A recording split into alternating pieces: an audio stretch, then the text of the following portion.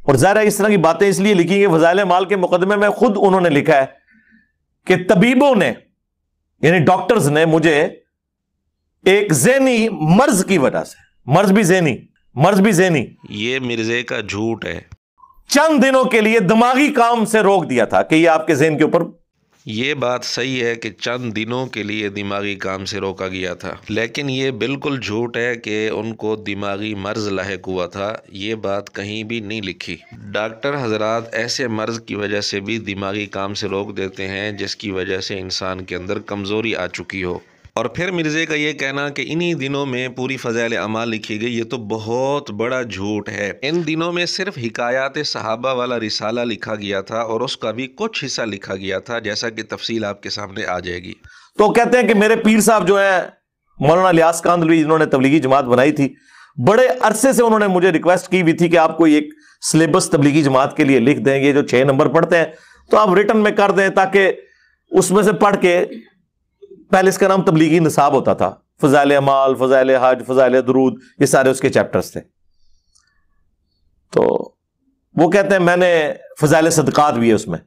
یہ بھی مرزے کا بالکل جھوٹ ہے کہ پوری فضائل اعمال مولانا الیاس رحمۃ اللہ علیہ کے حکم سے لکھی گئی اور انہوں نے کہا ہوا تھا 6 نمبر تحریر میں لے آؤ تو اس حکم کی تعمیل ہوئی. بالکل جھوٹ ہے. شیخ زکریا رحمۃ اللہ علیہ نے یہ بات کہیں بھی نہیں لکھی. اصل بات یہ ہے کہ فضائل اعمال کے نام سے شیخ زکریا رحمۃ اللہ علیہ نے کوئی کتاب لکھی ہی نہیں تھی، بلکہ انہوں نے مختلف اوقات میں، مختلف سالوں میں مختلف رسائل لکھے تھے فضائل کے حوالے سے. ان رسائل کو بعد میں جمع کر کے فضائل اعمال کے نام سے چھاپ دیا گیا یا تبلیغی نصاب کے نام سے چھاپ دیا گیا. اور مرزے نے فضائل صدقات کا نام بھی لیا، حالانکہ فضائل صدقات فضائل اعمال کے اندر شامل نہیں ہے، نہ تبلیغی نصاب کے اندر شامل ہے، نہ کبھی تھی، بلکہ وہ الگ چھپی ہوئی ہے. خیر، سکرین پر آپ دیکھ رہے ہیں فضائل قرآن 1348 ہجری میں لکھی گئی، فضائل رمضان 1349 میں، فضائل تبلیغ 1350 میں،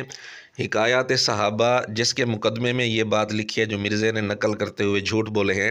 تو حکایات صحابہ 1357 ہجری میں، فضائل نماز 1358 میں، فضائل ذکر 1358 میں، فضائل حج 1366 میں، فضائل صدقات 1366 میں، فضائل درود 1384 میں لکھی گئی. اس سے آپ اندازہ لگا سکتے ہیں کہ ان رسالوں کے لکھنے میں کتنے سالوں کا بعض دفعہ فرق آیا ہے. کئی رسالوں میں 30-35 سال کا بھی فرق موجود ہے، لیکن مرزے نے بیان یہ دیا کہ جی یہ سارے رسالے انہی دنوں میں لکھے گئے تھے. کتنا بڑا جھوٹ ہے یہ مرزے کا. اور یہ ساری تاریخیں ہر رسالے کے شروع میں یا آخر میں آپ دیکھیں گے تو یہ تاریخیں آپ کو نظر آ جائیں گی. حضرت شیخ زکریا رحمۃ اللہ علیہ نے خود ہر رسالے کے شروع یا آخر میں تاریخ لکھی ہوئی ہے. تو مرزے کا یہ کہنا کہ پوری فضائل اعمال اور فضائل صدقات کا بھی نام لے لیا کہ یہ سارے رسالے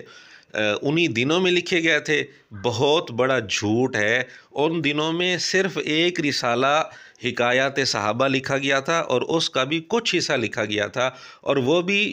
مولانا الیاس رحمۃ اللہ علیہ کے حکم پر نہیں بلکہ شاہ عبد القادر رائے پوری رحمۃ اللہ علیہ کے حکم پر لکھا گیا تھا. اور یہ رسالے جو لکھے گئے ہیں یہ سارے رسالے مولانا الیاس رحمۃ اللہ علیہ کے حکم سے نہیں لکھے گئے، بلکہ ان میں سے بعض رسالے مولانا الیاس رحمۃ اللہ علیہ کے حکم سے، اور بعض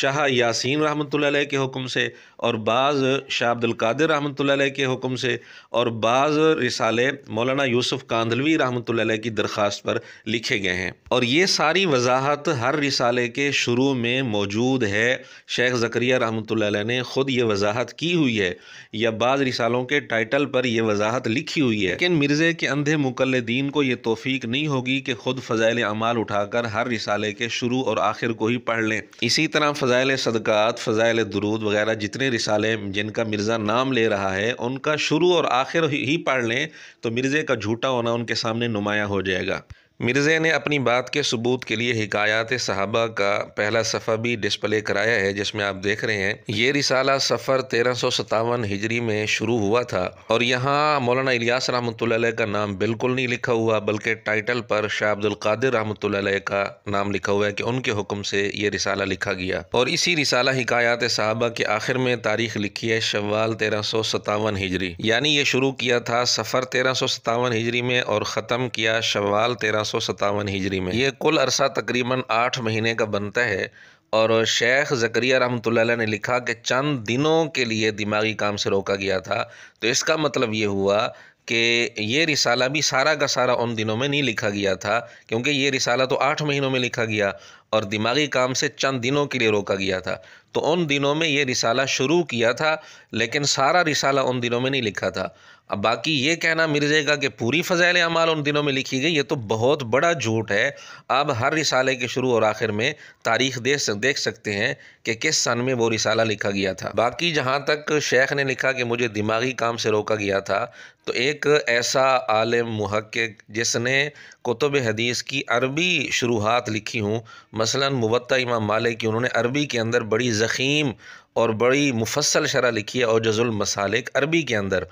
اب جس نے اتنی بڑی بڑی کتابیں عربی کے اندر لکھی ہوئی ہوں اور مشکل مسائل پر بحث کی ہوئی ہو، اس کے لیے اردو میں چند ایک واقعات کا لکھنا یہ کون سا دماغی کام ہے؟ لیکن مرزے نے اس بات کو غلط رنگ دے کر کیا سے کیا بنا دیا اور یہ جھوٹ بول دیا کہ دماغی مرض کی وجہ سے، بار بار اس کو ذکر کیا دماغی مرض کی وجہ سے، حالانکہ یہ لفظ لکھا ہی نہیں ہے کہ دماغی مرض تھا۔ اور مرزے کی حالت پر ہمیں بڑا دکھ اور افسوس ہوتا ہے۔ مولانا طارق جمیل صاحب کے بیٹے کی وفات پر مرزے نے ایک جملہ کہا ہے، وہ ذرا آپ سن لیں۔ لیکن وہ بچپن سے ہی